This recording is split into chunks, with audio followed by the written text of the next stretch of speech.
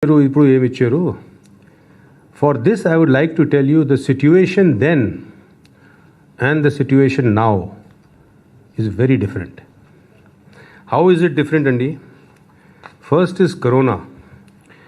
Maaku ippudu sumaru 62,000 crores are self-generated revenue undi, state-owned revenue. Corona lekapothe this would have touched 98,000 crores. The details meeku presentation lo vastayi. The first part is this: our own revenue is down because of Corona. The other thing which is different is, again, Omicron is going to come. It is coming. It has already come. Anduvalla Omicron also is going to give a big hit on our revenues.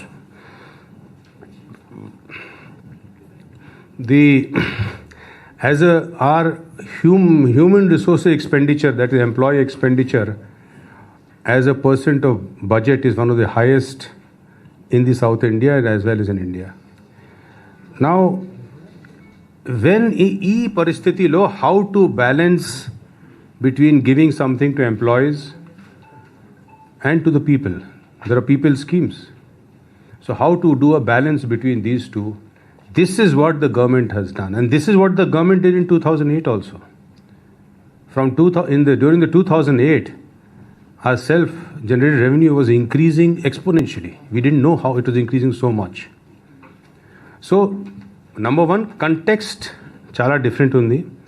In this context, how to balance to give the right amount of increase to the employees, to the officers, and to the people, and to do public works, infrastructure works. So basically, budgeting and PRC is balancing this only. So how do you balance this? The outcome ante is a result of this balance. You could always say you got to give in more, but then something has to be taken away from somewhere. Look at it holistically. If you look at it as a system where there are all these groups of people whose needs have to be met, how do you balance it?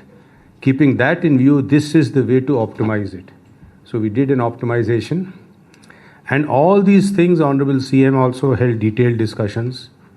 He went through each and everything. He developed such insights into this, and then this balancing act was done in a holistic fashion. Now, even with this, the impact of PRC is a lot. The details our finance team will tell you. We have given a lot of benefits despite Corona. 17,000 crores was given as interim relief. The philosophy of interim relief is PRC delay avutundi anduvalla majhlo koncham relief ivali. Aa relief ante interim relief. Interim relief is never a part of salary. You cannot call interim relief a part of salary.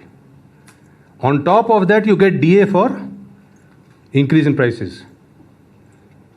So interim relief was given 17,000 crores, and this interim relief always adjusted against DA or against the arrears. Adi GO lo kuda undi, original interim relief GO lo. So the philosophy of interim relief is that PRC delay avutundi, ee maj kalamlo as an interim, ee majlo interim relief istunaru. 17,000 crores had to be adjusted.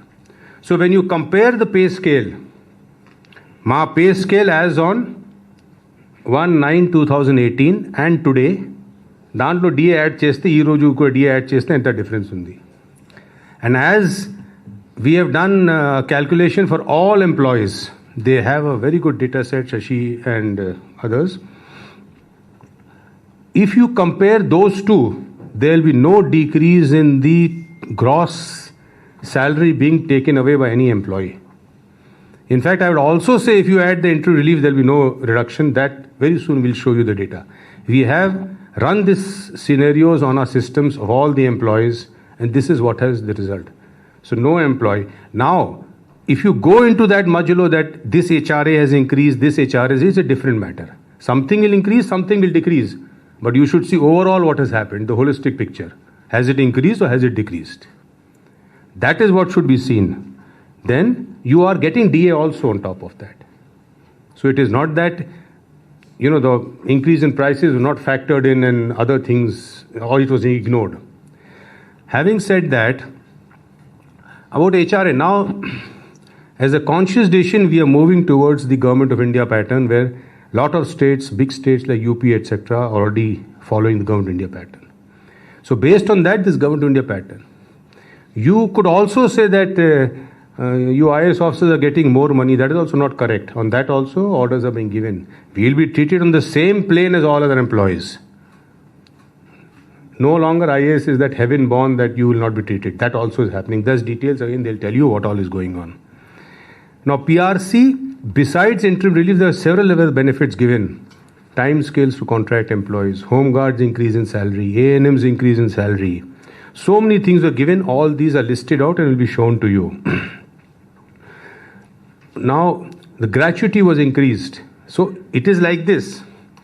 In pension also, there was a pattern of increasing pension after 70 years, 80 years.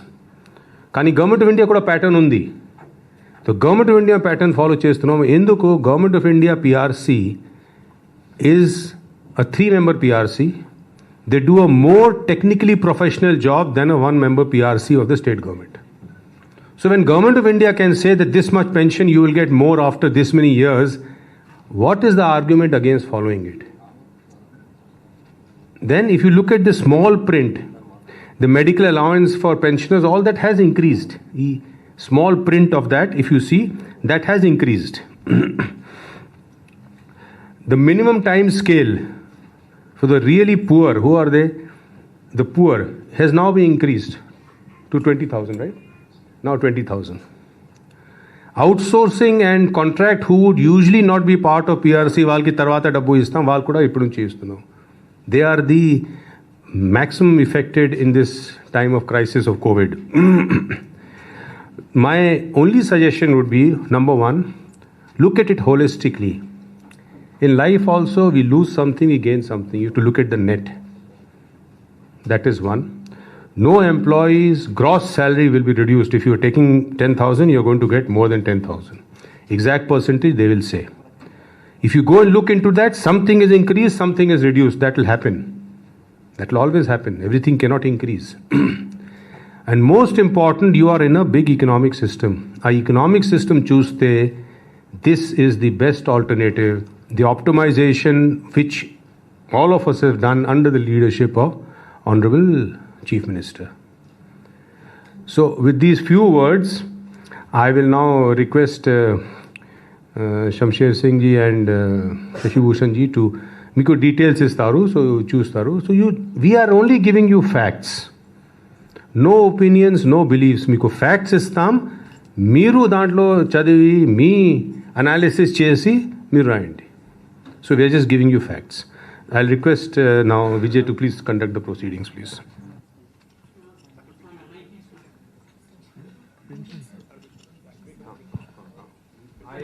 Actually, I forgot one thing was, now look at the retirement age. We are the first state in the country to realize that the average death rate is increasing. People at 60 are willing to work, are fit to work and have a fund of competencies. So why not use it for another 2 years? So we are doing that. Now you could say employment is coming down. No way. 15,000 people were recruited in the village and ward secretariat. Look at the health and education sector. All of you will agree at this point the country requires very healthy and educated people. Look at our expenditure on health and education. So just to say that we have not done that is not correct. And third, look at the direct benefit transfer schemes. Look at US. They gave $6,000 direct benefit transfer like a country like US. So direct benefit transfer is the thing when you have such a big pandemic throughout the world like COVID. A child who has not studied for 2 years, whose brain has not developed, is not healthy, is irreversible. That child cannot, those 2 years will never come back to the child. Whole life that child will have less opportunities to progress in life. So again I tell you, look at the philosophy of the thing, look at it in a holistic way, see the data, make your analysis and then see how within the framework it comes. Thank you అండి. గౌరవనీయ ముఖ్య సచివ్ గారికి ధన్యవాదాలు.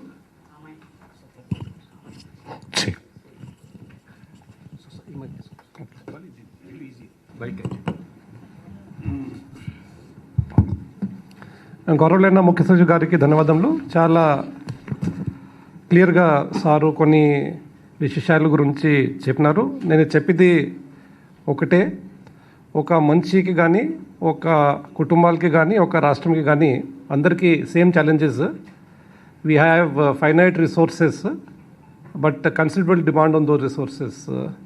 So ఏ విధంగా ఒక మనిషి కానీ ఒక కుటుంబంలో కానీ ఏ విధంగా ఆ రిక్వైర్మెంట్స్ని నీడ్స్ని ఏది what is more important, what is less important, and what comes first, what comes later and what comes last, ఏ విధంగా నిర్ణయం తీసుకుంటున్నారు, అదే ఛాలెంజెస్ ఒక రాష్ట్రంకి ఉంటుంది, ఒక స్టేట్కి ఉంటుంది.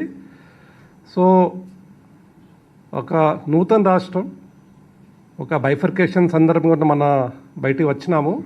చాలా ఛాలెంజెస్ మనకి ఉన్నాయి. దాని గురించి మీకు ఫ్యాక్ట్స్ ద్వారా మీకు తెలియపరిచి చేస్తాము. మనం చెప్పేది ఒకటే, మన వర్తమానం గురించి మన భవిష్యత్ గురించి మనం మాట్లాడితే మన భూతం గురించి మన పాస్ గురించి కూడా ఆ సందర్భం కూడా చూడాల్సిన ఎంతో అవసరం ఉందన్నమాటని. You always have to understand what is the context of what you are trying to do. There are competing demands on the finances of the state. There are so many sections we have to cater to.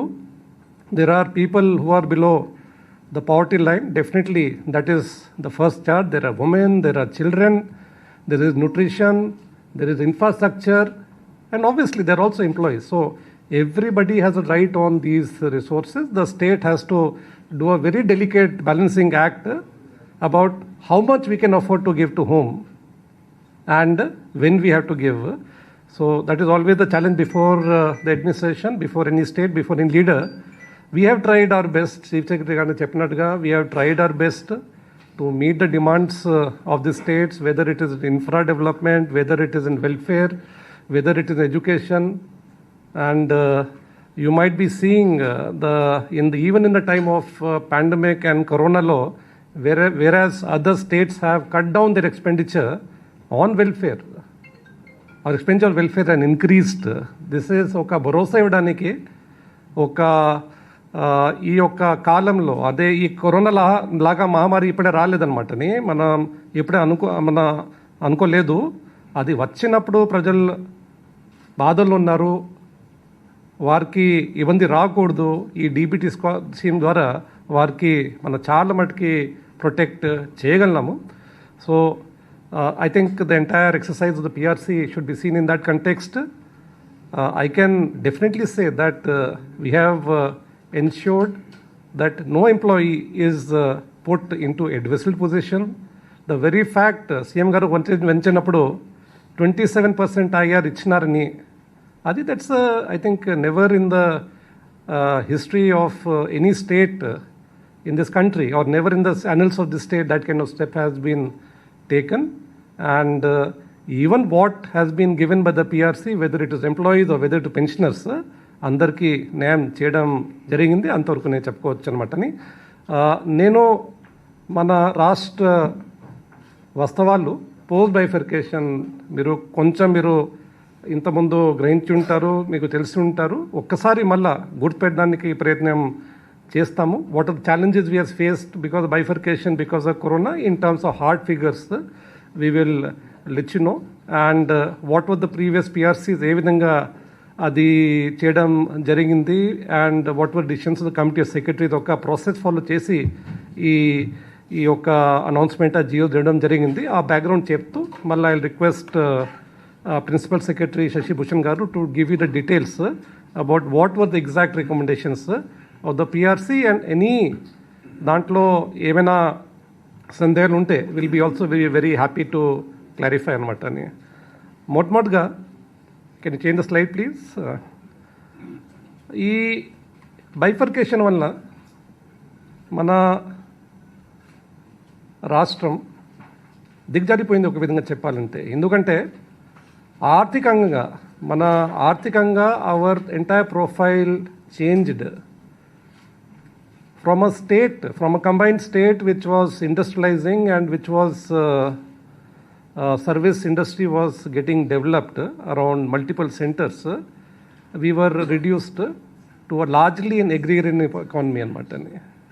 We are all aware, manandarki telusu, the revenue which is generated from the agriculture sector, while agriculture definitely is important, dantlo vere rayi em ledu, కానీ దాంట్లో taxation రూపంగా లేకపోతే రెవెన్యూస్కి ఆదాయం చాలా తక్కువ, negligible వస్తుందన్నమాట.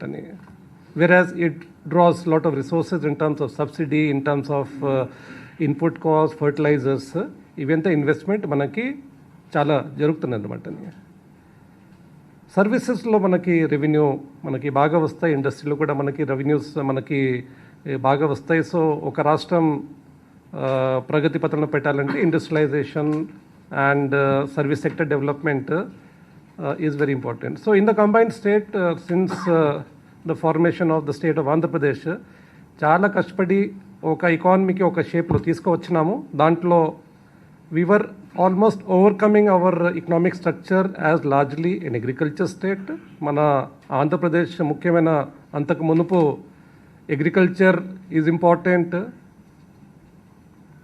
We are known as a paddy producing state. It was largely agrarian economy because all the investment which was made in infrastructure, which was made in promoting industries, ranu daniki manaku beti vachi by 2014 we had developed a good industrial economy. We had developed a good service economy. Our IT exports from Hyderabad were in the top 3 states which are IT exports. ఈ 2000 bifurcation వల్ల మన హైదరాబాద్ మనం కోల్పోయినాము. మన economy kuda oka agrarian economy render ayindi. So the growth potential of the state, the ability of the state to raise resources was compromised, and it is going to take a time. Let us be clear, it is going to take some time for us. చాలా కష్టం పడుతున్నాము, అంత ప్రభుత్వం కూడా చాలా చర్య తీసుకుంటుంది. కానీ మళ్ళా ఒక industrial and service base economy రావడానికి కొంచెం టైం న్యాచురల్గా పడి ఉంటుందన్నమాట. So this is one background. Our state has emerged as agrarian economy with low revenue growth potential అనమాట. ఇంకోటి బైఫర్కేషన్లో మనకి అన్యాయం ఏం జరిగిందంటే, దమాషా ప్రకారంగా జనాభా మనకి 58.32 వచ్చింది, 58.32% మనకి వచ్చింది. కానీ ట్యాక్స్ రెవెన్యూ కేవలం 46% వచ్చింది. ఇది వ్యత్యాసం మీకు చూస్తే కనిపిస్తుంది. The gap you can see here itself. How it is manifesting itself, అది ఎట్లా ప్రత్యక్షమవుతుంది? పర్ క్యాపిటల్ ఇన్కమ్ ఇన్ 2021 ఏపీది 1,70,000 2015 రూపాయలు. This is the lowest in south Indian states. కంపారిటివ్గా మనం చూస్తే తెలంగాణ రాష్ట్రం 2,37,632 రూపాయలు. This is the per capita income. దీంతోపాటు because of the loss of because of division of states చాలా ఇన్స్టిట్యూషన్స్ మనం కోల్పోయినాము. షెడ్యూల్ 9 మీ అందరికీ తెలుసు. ఇన్స్టిట్యూషన్స్ మనం ఫైనాన్షియల్ ఇన్స్టిట్యూషన్స్ కానీ కార్పొరేషన్స్ కానీ మన హైదరాబాద్లో రావాల్సింది మనకి వచ్చేసి ఉండేది. ఆ ల్యాండ్స్ ప్రాపర్టీస్ అక్కడ ఉండిపోయినాయి. ఇవన్నీ 40-50% డెవలప్ చేసిన ఇన్స్టిట్యూషన్స్ ఉన్నాయి. అదేవిధంగా ట్రైనింగ్ ఇన్స్టిట్యూషన్ షెడ్యూల్ 10 కూడా మన వద్ద వదిలేసి వచ్చానమాట. రామారమే దీనికి మనం ఒక అంచనా పెట్టాము. దీనికి విలువ మనకి వాటా దీంట్లో schedule 9 ఇన్స్టిట్యూషన్స్లో 1,06,000 it is 1.06 lakh crore in schedule 9 institutions, and schedule 10 institutions 39.191 crore. This is the loss in terms of the property or the capital which we have lost, but also we have lost the ability of these mature organizations, the training institutions we have lost. ఇంకోటి అంచనా మనం పెట్టుకున్నామంటే, హైదరాబాద్ మన దగ్గర ఉంటే, అంటే హైదరాబాద్ మన కూలిపోయినాము, దానివల్ల 2015 to 2020 the revenues would have come to our share would have been 1,80,000 crores in this period of 5 years అనమాట. ఇప్పటికే చాలా మనకి legacy of problems with the divisions ఉన్నాయి. తెలంగాణ నుంచి ఏపీ జెన్కోకి 6,284 కోట్లు మనకి ఉన్నాయి. This is not a small some, this is a very very major some which because of the power we keep on servicing వాళ్ళకి ఇవ్వలేదు, వాళ్ళు కట్టలేదు. ఈ అమౌంట్ మనకి బకాయిలు మన నుంచి రావాల్సి ఉంటుంది. సో దీనివల్ల మన పవర్ సెక్టర్లో చాలా ఇబ్బంది మనకి లోన్ సర్వీసింగ్ కానీ మనకి చాలా ఇబ్బంది మనకి వస్తుంది. డివిజన్ చేసినప్పుడు అన్డివైడ్ అంటే మనకి లోన్స్ ఏమో ఉన్నాయో పూర్తిగా సక్రమంగా ఫుల్గా అది దట్ వాటా has not been divided, the liability has not been divided. ఇప్పటికీ 33,477 కోట్ల రూపాయలు లోన్ లయబిలిటీ డివైడ్ చేయాల్సి ఉంటుందన్నమాట. Government of India promised us revenue deficit grant, అది 18,969 crores still it has to be received from Government of India. We are doing all effort. CM గారు కూడా పదే పదే ఈ విషయం కేంద్ర ప్రభుత్వ దృష్టిలో తీసుకువెళ్ళారు, ప్రధానమంత్రి గారు తీసుకువెళ్ళారు. We are still working to this is not a small sum. So ఇది ఒక చూస్తే మీకు కొంచెం ఇది అవగాహన మనకి ఇది బైఫర్కేషన్ వల్ల మన స్టేట్ ఎకానమీకి ఏ విధంగా దెబ్బ పడినాయి మీకు తెలుస్తుంది అనమాట.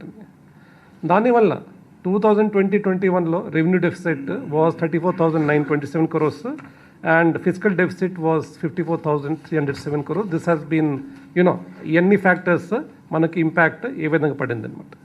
Next slide please. మళ్ళీ దీనిపైన covid is something we are all very familiar. Most of us has become very personal to us because most of us have suffered or near and dear ones have suffered. Loss of revenue because of COVID-19 epidemic, 21,933 crores is the loss in revenue. మనకి devolution వస్తాయి. This is in our own revenue which we collect in form of taxes. మనకి devolutions కేంద్ర ప్రభుత్వం నుంచి మనకి రావాల్సిన వాటా ట్యాక్స్లో అది కూడా మనకి తగ్గినాయి. మీరు చూస్తే ఉంటే 2018-19 32,722 crores, 2019-20లో 28,221 crores అండ్ 2021లో 24,441 crores అనమాట. కోవిడ్కి ఇది యాక్చువల్లీ ఒక కొత్త మనకి ఇది వైరస్ వచ్చింది. స్టార్టింగ్లో it was as if this is the end of the world. How to deal with it, ఏం చేయాలని కొంచెం నేర్చుకొని మనం హెల్త్ ఇన్ఫ్రాస్ట్రక్చర్ ఇంప్రూవ్ చేస్తూ, ఆక్సిజన్ పెడుతూ, హాస్పిటల్ బెడ్స్ పెడుతూ, ఆరోగ్యశ్రీలో ఇవన్నీ కోవిడ్-19 ఎక్స్పెండిచర్ ప్రజలు ఇబ్బంది గురి కాకూడదు. కోవిడ్-19 కూడా ఆరోగ్యశ్రీకి భాగం చేసాము. చాలా steps, the kind of steps which have been taken in the state of Andhra Pradesh, I can proudly say that in no state such a series of measures has been taken to protect lives of the citizens of the state. And it doesn't come free. It has costed the government 30,000 crores as additional expenditure towards COVID alone. We dealt with COVID, we are dealing with Delta, and we are dealing with Omicron, and we do not know what we'll have to deal in the near future. So a state has to, the duty of the state is the security of the people and the safety and the health of the people. So this was definitely first chat. ఎంత ఇబ్బంది అయినా CM గారు మాకు ఆదేశించారు, కోవిడ్లో you should not delay, you should not refuse. We were giving standing orders by the honourable chief minister that finance department any demand from any department regarding covid that gets overriding priority over of the expenditure అనమాట. ఇంతకుముందు మీకు చెప్పిన అనమాట loss of revenue 21,933 crores. How do we calculate it?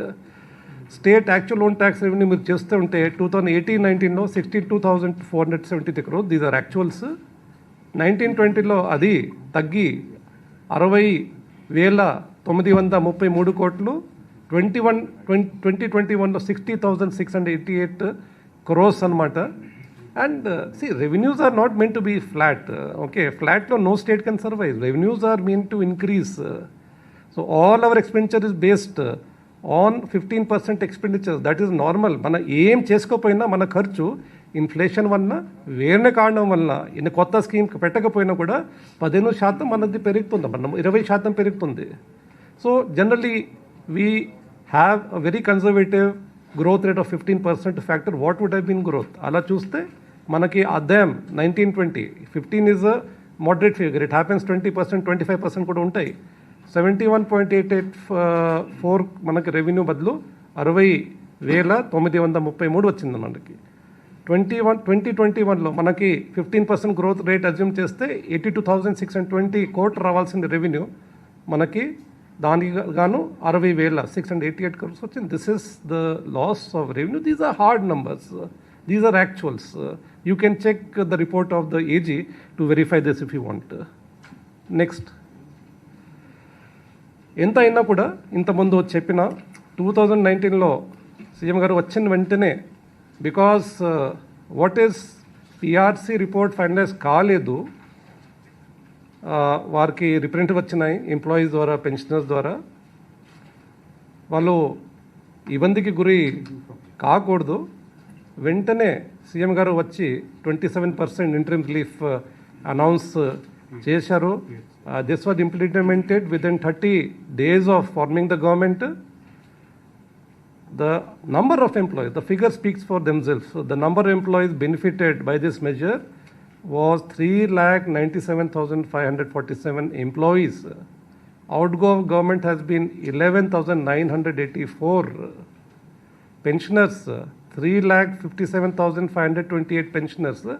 Outgo has been 5,933 crores. So total of 7,55,075 employees. తర్వాత ఒక 17,918 కోట్ల రూపాయలు దీనికి it has been, the money has been spent by the state government. ఇంతకుముందు ఒక డౌట్ వచ్చింది వెదర్ ఇంటరిమ్ రిలీఫ్, సిఎస్ గారు చెప్పినట్టుగా అది ఈ PRC has to be above interim relief and this money has to be given, it has not to be recovered. That is not correct. You can check with any state government, you can check with anybody. In fact very clearly in GO, IR ఇచ్చిన జియోలో, GO number 60 dated 6/7/2091 sanction interim relief. I will read verbatim. Interim relief sanction above shall be shown as a distinct element of remuneration which shall be adjusted, I repeat adjusted, against any benefit that may accrue to the employees on account of revision of the scales of pay and other allowances as a result of government decision on the report of the PRC. This is the GO in which the interim relief was sanctioned. Inkoti GO undi, dino DR mana ichinamu. Very clearly it has been written. So I think there should not be any, అంటే ఏం ఇది దీనిపైన మనం ఇవ్వాల్సిన అవసరం ఉంటుంది, అది మనం చెప్పడానికి మనకి వీలు లేదనమాట. నెక్స్ట్, ఫస్ట్ ఇయర్లోనే 2019లోని సీఎం గారు ఇవి గవర్నమెంట్లో again first charge, again I set in a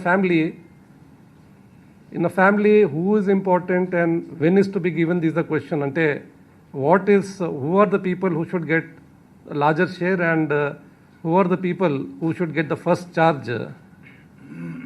So CM garu నిర్ణయం తీసుకున్నారంటే while sanctioning PRC also we have to take care of people who are not in a way regular government employees, who are lesser paid, who are paid honorarium, but they provide critical services to departments, to people, ప్రజలకి. వాళ్ళు చాలా కీలకమైన పని వాళ్ళు చేస్తున్నారు. అది nutrition ఉండొచ్చు, వాళ్ళు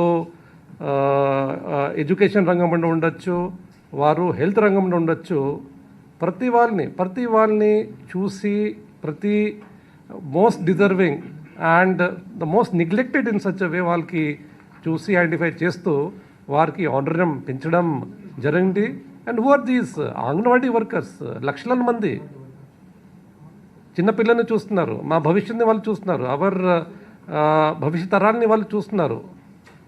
ఆల్రెడీ వర్కర్స్ది ఆనరరియం పెంచడం జరిగింది. 47,476 employees have benefited from there. These are big anganwadis, major anganwadis. వారికి ఆనరరియం 11,500కి పెంచడం జరిగింది. Before 2018 it was 7,000. Mini anganwadi centre 6,526 మంది. From 4,500 to 7,000 rupees it was enhanced. Helper కూడా చిన్న ఉద్యోగి ఒక అంగన్వాడీలో 4,500 to 7,000 increase, benefiting 45,175 people అనమాట. మన సెల్ఫ్ హెల్ప్ గ్రూప్ మూవ్మెంట్ మొత్తం దేశంలో ప్రపంచంలో ఆదర్శంగా ఉంది. దాంట్లో పని చేసిన చిన్న యానిమేటర్స్ అంటారు, విఓ సంఘమిత్రులు అంటారు, వారు కూడా చాలా కీలకమైన పాత్ర వాళ్ళు వేసుకుంటారు. ఆ గ్రూప్స్ని సపోర్ట్ చేస్తారు. వారికి కూడా 3,000 నుంచి 10,000 దాకా వాళ్ళకి ఆనరరియం పెట్టడం జరిగింది. 28,152 పీపుల్ హ్యావ్ బెనిఫిటెడ్. ఇంకోటి ఎవరు ఫోకస్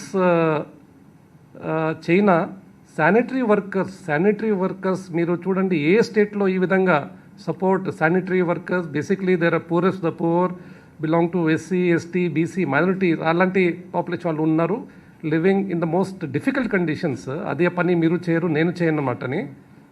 అలాంటి వారికి కూడా 18,000 honorarium was increased from 8,000 to 18,000, supervisors from 12,000 to 18,000, benefiting 29,800. నేను ఇంతకుముందు చెప్పిన who gets the share and when he gets, very important. CM గారు చాలా క్లియర్గా these are the most disadvantage, these are people మన ఫోకస్ చేయాల్సిన వారికి ఇచ్చారనమాట. ఆశా వర్కర్స్ అగైన్ హెల్త్లో చాలా కీలకమైన పాత్ర వాళ్ళు వేసుకుంటున్నారు. 41,406 మంది from 3,000 to 10,000 rupees it has been enhanced. అదేవిధంగా MNO, ANM, dhobi, barber, community health worker, tribal area ఎవరు పట్టించుకున్న వాళ్ళని వారి 400 రూపాయల నుంచి, అంటే what is 400 rupees, from 4,400 rupees, from 400 rupees to 4,000 రూపాయలు people in tribal area agency ప్రాంతంలో హెల్త్ సర్వీసెస్ ఉన్న వాళ్ళకి ఇవ్వడం జరిగింది. అదేవిధంగా పోలీస్ శాఖల్లో కీలకమైన మనం చూస్తే రోడ్ ఇంటర్సెక్షన్లో కానీ రాత్రి పగలు పనిచేసిన వాళ్ళ హోంగార్డ్ది కూడా ఆనరేరియం కూడా daily honorarium was increase from 400 to 710 rupees. And cook cum helpers in mid day meal scheme వారిది కూడా 750 నుంచి 3,000 రూపీస్ పెంచడం జరిగింది. 84,833 people have benefited. So while the government employees are 4 lakh, these are 3,01,021 people అనమాట. So government employees, pensioners 4 లక్షల 2 లక్షల వారికి 27% IR ఇస్తూ వీరికి కూడా immediately benefit was given by government. So 3 lakh people or poorest వారికి కూడా బెనిఫిట్ ఇవ్వడం జరిగింది. ఇది కాక next minimum time scale to contract employees అది ఇవ్వడం జరిగింది. 360 crores per annum was additional impact. ఎక్కడో రాష్ట్రంలో లేనా, దేశంలో లేనా ఆర్టీసీ ఎంప్లాయీస్కి అబ్జార్ప్షన్ చేయడం జరిగింది. 53,500 employees with 5,382 crores expenditure as salaries have been paid to them. Village and ward secretariat lo 1.28 lakh employees were recruited. 2,091 crores per annum with expenditure. ఇది చేస్తూ కూడా అది హెల్త్ సెక్టర్ని ఫోకస్ పెట్టాల్సి ఉంది కాబట్టి సీఎం గారు fresh recruitment 13,677 post with cost of 820 crores per annum చేయడం జరిగింది. ఇంతకుముందు చెప్పిన మోస్ట్ డిసడ్వాంటేజ్లో అవుట్సోర్స్ ఎంప్లాయీస్ పరిస్థితి దీనంగా ఉంటుంది కాబట్టి యాప్కోస్ ఏర్పాటు చేసి 1,996 ఎంప్లాయీస్కి 1,860 ఈ దళారీ వ్యవస్థ లేకుండా నేరుగా వారికి రావాల్సిన ఆనరేరియం కానీ వారికి పోవాల్సిన జిఎస్ఐ ట్యాక్స్ కూడా కట్టడం జరుగుతుంది. Next the expenditure NR or HR మీరు చూస్తూ ఉంటారు. మన ఖర్చు 2018-19 శాలరీస్కి 31,165 crores ఖర్చు. అది 2020-21లో ఇట్ ఈస్ 37,458. Pensions 18,112 in 2021, 21,936. So total expenditure under HR 52,503 in 18-19, 2021లో 67,340. మన స్టేట్ ఓన్ రెవెన్యూస్కి దమాషగా మనం చూస్తే మన హెచ్ఆర్ పైన ఖర్చు as part of state revenue own resources it is 84% and in 2021 it is 111%. Next మీరు చెప్పుకోవచ్చు వేరే రాష్ట్రం పరిస్థితి ఏంటిది, what is the position of the states. Okay, so salary and pensions పైన ఒక స్లైడ్ ఉంది.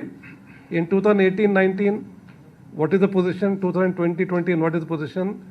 2018-19 మన శాలరీ హెచ్ఆర్ పైన ఖర్చు as part of total expenditure of government అంతా కలుపుకొని 32% అనమాట. It is 32%. వేరే రాష్ట్ర పరిస్థితి మీరు చూసుకోవచ్చు అనమాట. In 2021 what is the share of HR expenditure, it has increased to 36%. What is expenditure other states, you can see there in this slide అనమాట. We are the highest, and after implementation of the PRC, this expenditure will further increase, and I think our state will have the distinction of incurring the maximum expenditure on HR. I will now hand over the floor to Shashi Bhushan Garu to explain to you about the previous PRC and what this PRC has done. Thank you, sir.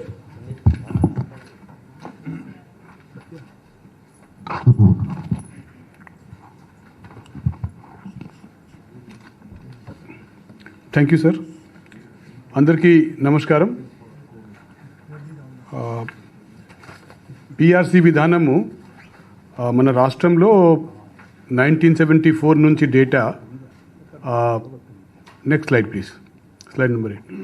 PRC వ్యవస్థ, pay revision commission వ్యవస్థ మన రాష్ట్రంలో 1974 నుంచి ఇప్పటిదాకా ఏ విధంగా నడిచింది, fitment వాళ్ళు ఏ విధంగా ఎంత రికమెండ్ చేస్తే, వాళ్ళు అంటే పిఆర్సి కమిషన్ ఎంత పర్సెంట్ ఫిట్మెంట్ రికమెండ్ చేస్తే గవర్నమెంట్ లెవెల్లో ఎంత పర్సెంట్ ఫిట్మెంట్ శాంక్షన్ అయింది, ఆ లెక్క చూస్తే 1974 నుంచి 2005 వరకు, లేకపోతే 1999 వరకు మామూలుగా pay revision commission 5%, 10%, 20%, 10% fitment recommend చేసేవారు.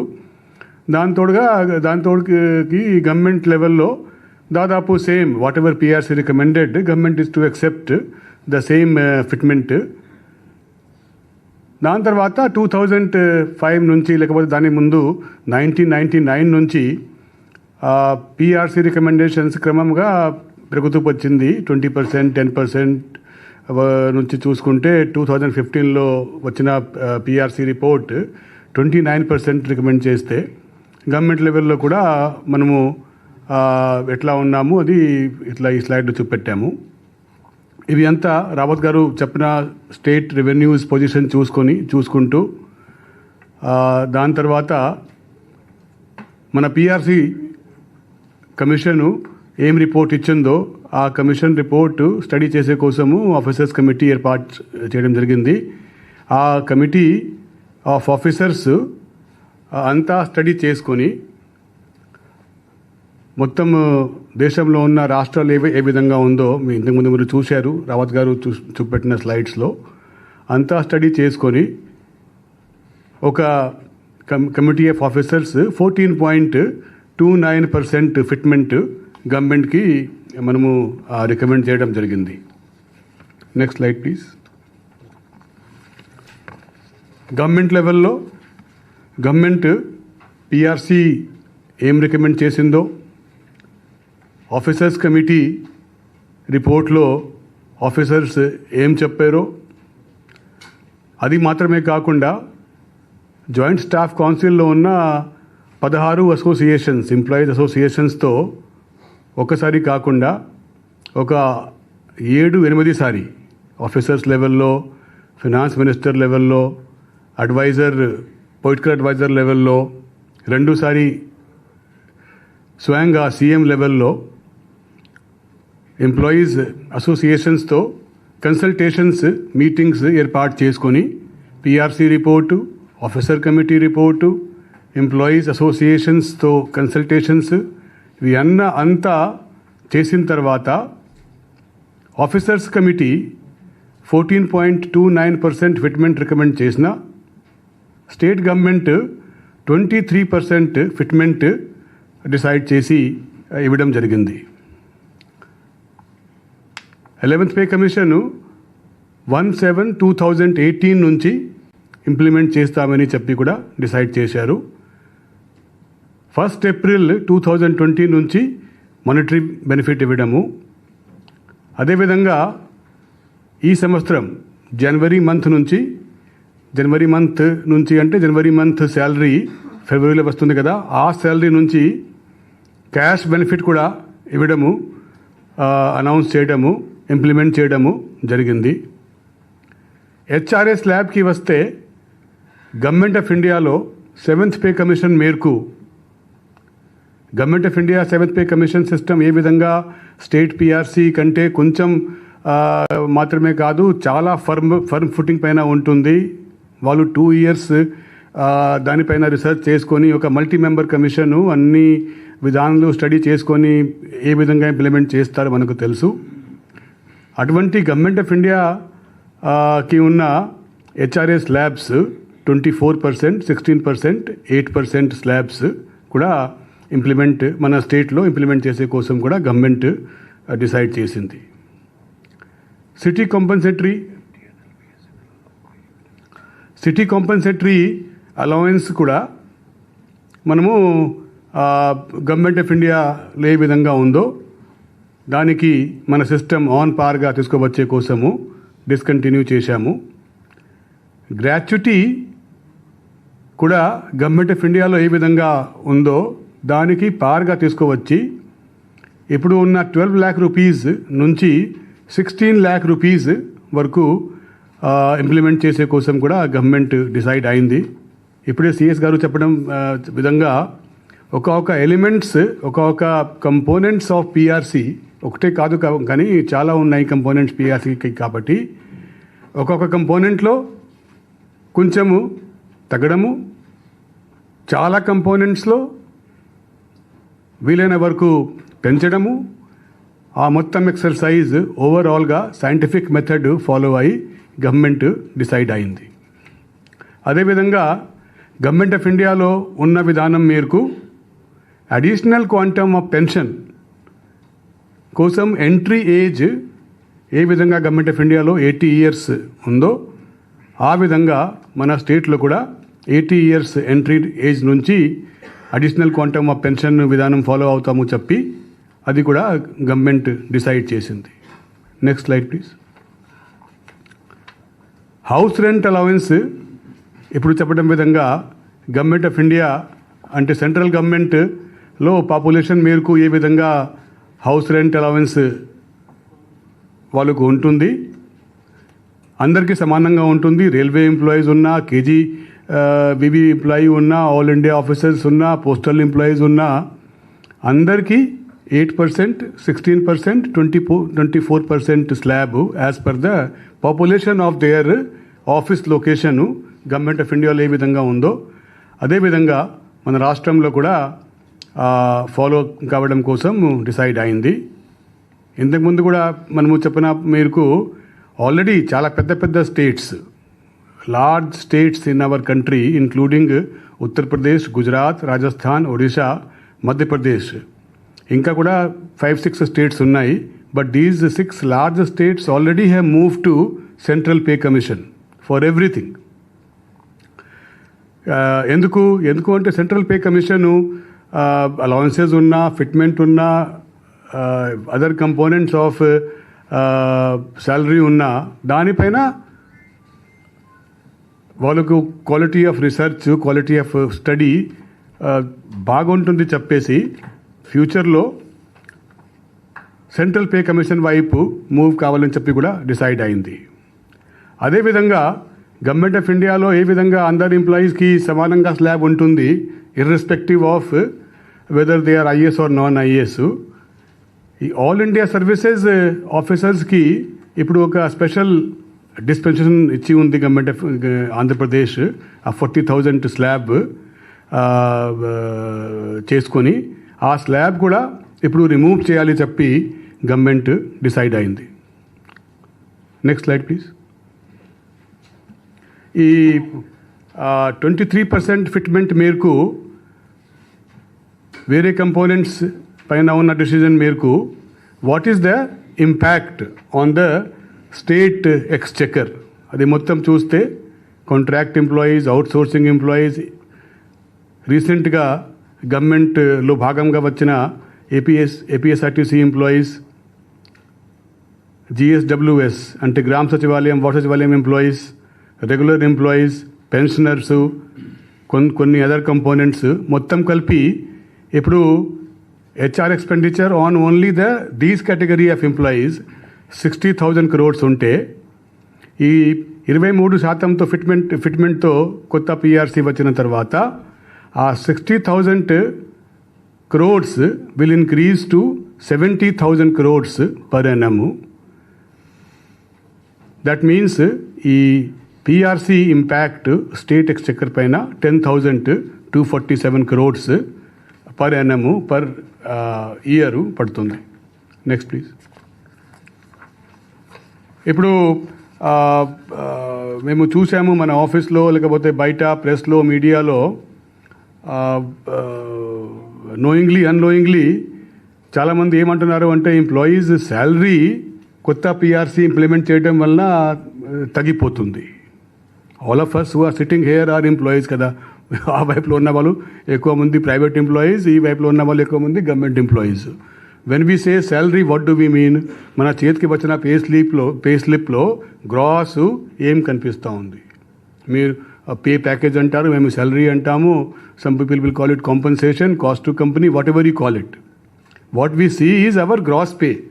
ఈ మంత్ మా గ్రాస్ పే మనకున్న బేసిక్, ఈ అలవెన్స్, ఆ allowance, DA, HRA, city compensatory allowance అంతా కలిపి what is my gross pay this month, అదే చూస్తూ ఉంటాము. ఆ విధంగా చూస్తే ఈ స్లైడ్లో ఉన్న ఇది దానిపైన కొంచెం I will call the attention of the media carefully, because these are all real figures అండి. ఒక 5 రియల్ ఎంప్లాయీస్కు కరెంట్ బేసిక్ ఎట్లా ఉందో ఆ కరెంట్ బేసిక్ మేరకు ఇప్పుడు పాత పిఆర్సి అంటే ఇప్పుడు ఎగ్జిస్టింగ్ గ్రాస్ శాలరీ డిసెంబర్ మంత్కి ఉన్న పే స్లిప్ మేరకు ఐఆర్ లేకుండా, ఐఆర్ కౌంట్ చేయకుండా వాళ్ళు గ్రాస్ ఎంత అది చూపెట్టాము. దాని తర్వాత ఎగ్జిస్టింగ్ పే స్లిప్ డిసెంబర్ మంత్కి ఉన్న పే స్లిప్ ఎంట్రీమ్ రిలీఫ్ కలిపి గ్రాస్ శాలరీ ఎంత పడుతూ ఉంది అది చూపెట్టాము. దాని తర్వాత లాస్ట్ కాలంలో అదే ఎంప్లాయీకి ఇప్పుడు కొత్త పిఆర్సి అమలుకి వచ్చిన తర్వాత జనవరి శాలరీ, ఆ జనవరి శాలరీకి కొత్త పే స్లిప్ వచ్చినప్పుడు గ్రాస్ శాలరీ ఎంత వస్తుంది ఇది లాస్ట్ కాలంలో చూపెట్టాము. అది చూస్తే ఫస్ట్ చూస్తే ఒక ఎంప్లాయీ 53,950 ఇప్పుడు బేసిక్ పే ఉంది, అంటే ఒక మిడిల్ లెవెల్ ఎంప్లాయీ అని అనుకోవచ్చు. ఆ 53,950 రూపీస్ బేసిక్ శాలరీ ఉన్న ఎంప్లాయీ ఇప్పుడు పాత పిఆర్సి డిసెంబర్ శాలరీ ఎంత ఉంది అంటే 78,517 including all allowances, basic everything. దానిలో ఎంట్రీమ్ రిలీఫ్ కూడా ఎంత వస్తూ ఉందో డిసెంబర్లో అది కూడా కల్పిస్తే that amount gross salary becomes 93,083 rupees. ఇప్పుడు కొత్త పిఆర్సి అమలుకి వస్తే ఆ గ్రాస్ శాలరీ 78,517 రూపీస్ నుంచి it is going up to 1,06,257 rupees. అది నేను ఫస్ట్ కేసు మీకు చెప్తున్నాము. ఆ కేసులో పాత హెచ్ఆర్ఏ 12% నుంచి ఇప్పుడు కొత్త హెచ్ఆర్ఏ 8%కి రివైజ్ అయింది అని భావించాలి.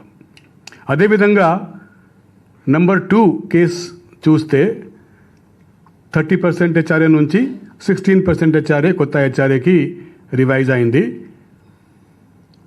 అట్లా చూస్తే 54,727 రూపీస్ గ్రాస్ శాలరీ ఇప్పుడు ఉన్నప్పుడు నెక్స్ట్ మంత్ గ్రాస్ శాలరీ 69,561 రూపీస్కి పెరుగుతూ ఉంది. అది ఎంప్లాయీ నెంబర్ 3 చూస్తే థర్డ్ రో చూస్తే ఇది 16,870 రూపీస్ బేసిక్తో ఉన్న ఎంప్లాయీనా, లో లెవెల్ ఎంప్లాయీ అంటే లోవర్ క్యాడర్ ఎంప్లాయీ అనుకోవచ్చు. వాళ్ళకు ఇప్పుడు ఉన్న గ్రాస్ శాలరీ 24,974 రూపీస్ ఉంటే కొత్త పిఆర్సీ అమలుకి వచ్చిన తర్వాత it is increasing to 33,208 rupees per month. Fourth కేటగిరీలో చూస్తే దీనిలో 20% హెచ్ఆర్ఏ నుంచి 8% హెచ్ఆర్ఏకి రివైజ్ అవుతున్నారు. ఆ ఎంప్లాయీకి చూస్తే 82,833 రూపీస్ గ్రాస్ ఇప్పుడు ఉన్న గ్రాస్ 1,06,000 రూపీస్కి పెరుగుతూ ఉంది కొత్త పిఆర్సీ అమలు అయిపోయిన తర్వాత. లాస్ట్ కేసు చూస్తే 42,000 రఫ్లీ rupees gross salary is going up to 57,319 rupees. ఈ 5 ఊరికే ఫిగర్స్ పెట్టలేదు, ఇది actual salary, actual allowances, actual basic, actual ఇవి అంతా ఫిట్మెంటు అది పెట్టి ఇది చేయడం జరిగింది. కాబట్టి దానివల్ల చెప్పడం ఏమిటి అంటే every employee will be getting more gross salary in the month of January after PRC is implemented compared to what was his gross salary in the month of December as per the old PRC. The old PRC versus new PRC లెక్క చూడాలి అంటే this is అది చెప్పడం కోసం మీతో share చేసే కోసం ఇది స్లైడ్ పెట్టాము. Next slide please. ఈ fitment and other core PRC issues కాకుండా state government honourable chief minister ఒక పిఆర్సీ మాత్రమే కాకుండా ఒక ఎంప్లాయీకి బెనిఫిట్ చేసే విధంగా ఒక పిఆర్సీ ప్యాకేజ్ లాగా డిసైడ్ అయ్యారు, అనౌన్స్ కూడా చేశారు. ఎందుకు అంటే ఒక్కొక్క కంపోనెంట్ చూస్తే మనము వేరేగా అప్పుడు తగ్గిపోతున్నప్పుడు we might feel little difficult. కానీ ఒక ప్యాకేజ్గా చూస్తే employees compensation is always referred to as a package. What is your pay package అని అనుకుంటాము మేము, ఇది గవర్నమెంట్లో గ్రాస్ పే అంటాము. కాబట్టి ఈ ఆ ఎంప్లాయీస్ కాంపెన్సేషన్, రివైజ్డ్ కాంపెన్సేషన్ ప్యాకేజ్లో one of the main important thing is retirement age 60 years నుంచి 62 years పెంచడము జరిగింది. దానివల్ల బెనిఫిట్ ఏంటి? ఒక మీరు షేర్ చేసే కోసము ఒక average 1 lakh rupees per month employee retire అయినప్పుడు 1 lakh rupees per month salary ఉంటే 24 monthsకి రఫ్గా మాట్లాడితే రమారమిగా 24 lakh rupees ఎక్స్ట్రా ఆయనకు 2 yearsలో శాలరీ వస్తుంది. అక్కడి నుంచి రిటైర్ అయి ఉంటే పెన్షన్ వచ్చేది కదా, ఆ పెన్షన్ అమౌంట్ తీసేస్తే అప్పుడు కూడా net benefit in 2 years to that employee is 14.4 lakh rupees over a period of 2 years. అవి కాకుండా ఒక 2 yearsలో ఎవ్రీ 6 months చొప్పున 2 yearsలో 4 అడిషనల్ డిఏ వస్తుంది. ఆ 2 yearsలో ఒక 2 అడిషనల్ ఇంక్రిమెంట్ వస్తుంది. ఈ 4 అడిషనల్ డిఏ రావడం, 2 అడిషనల్ ఇంక్రిమెంట్ రావడం వల్ల లాస్ట్ పే బిఫోర్ రిటైర్మెంట్ పెరుగుతుంది. అతనికి రావాల్సిన పెన్షన్ లాస్ట్ పే పైన డిపెండ్ అయి ఉంటుంది కాబట్టి పెన్షన్ అమౌంట్ ఎవ్రీ మంత్ పెరుగుతుంది. So all these are the benefits because of enhancement of retirement age from 60 years to 62 years. Next please. ఇంతకుముందు చూసాము, మీరందరూ చూసి ఉండొచ్చు, ఎప్పుడు పిఆర్సీ ఇంప్లిమెంట్ అయిందో ఆ ఇంప్లిమెంటేషన్ డేట్ ఎంప్లాయీస్ కోసము, పెన్షనర్స్ కోసము, ఇంకా కొన్ని కేటగిరీస్ ఆఫ్ ఎంప్లాయీస్ కోసము ఒక డేట్ ఉండేది. అది అయిపోయిన తర్వాత contract employees, out sourcing employees salary కొంతవరకు పెరిగేది. 6 months తర్వాత లేకపోతే 1 year తర్వాత పెరిగేది. ఈసారి కాంట్రాక్ట్ ఎంప్లాయీస్కి రావాల్సిన మినిమం టైం స్కేల్, తర్వాత అవుట్ సోర్సింగ్ ఎంప్లాయీస్కి శాలరీ 23% పెంచుకుంటూ ఈ 2 లాభాలు కూడా, ఈ 2 బెనిఫిట్స్లో కూడా ఏ డేట్ నుంచి అంటే 1st January 2022 నుంచి ఏ విధంగా అందరికీ వస్తూ ఉందో ఎంప్లాయీస్కు, అదేవిధంగా కాంట్రాక్ట్ అండ్ అవుట్ సోర్సింగ్ ఎంప్లాయీస్కి కూడా వాళ్ళకు రావాల్సిన minimum time scale and 23% enhancement of outsourcing employees salary, ఇవి 2 బెనిఫిట్స్ కూడా it will be coming to them from 1st January 2022 along with all other category of employees. So this is a major benefit for these